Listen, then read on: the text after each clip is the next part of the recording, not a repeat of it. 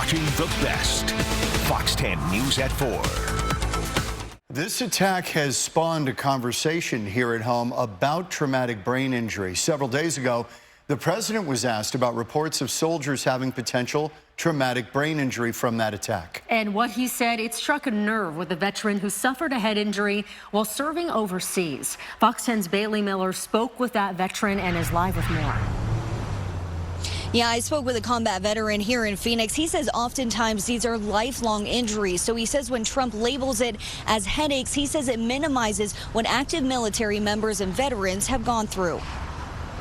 It was just a slap in the face. Patrick Ziegert is a combat veteran who served the United States Navy and Army for 15 years. He says when President Trump referred to injuries sustained by U.S. troops as headaches, he couldn't believe it. Following the Iranian airstrike against the U.S. base, President Trump initially said no Americans had been injured and then explained why. I heard that they had headaches and a couple of other things, but I would say, and I can report, it is not very serious. No, I don't consider them very serious injuries relative to other injuries that I've seen. Ziegert says he knows all too well these injuries are much more than headaches. While serving in Iraq, he watched his 3 friends die from an IED. His friend was killed by a severe penetrating traumatic brain injury. He was the lone survivor of the attack and sustained a mild traumatic brain injury. But if I was in that position and I'd heard my commander-in-chief say those things, I would believe and I would be right to think he just doesn't care. The Brain Injury Alliance of Arizona is dedicated to improving the lives of individuals with brain injuries. They help thousands of veterans with the same issue and think President Trump's comments can be used as a way to start a conversation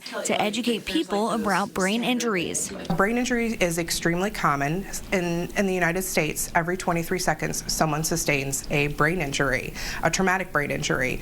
We work with both military families and veterans. Sometimes the military member does not want to seek treatment or is not in a place where they can seek treatment, and we're really happy to be able to work with the families as well so that they can create a great environment for the veteran and allow them to heal. Now, the Brain Injury Alliance of Arizona says the military has come a long way in taking care of these brain injuries. They say because of the immediate assistance some of these troops got after the Iranian missile attack, they say it says a lot about how far they have come. Now, they also say that if you are dealing with a brain injury, you are asked to call them if you need any help with their organization. For now, live in Phoenix, I'm Bailey Miller, Fox 10 News.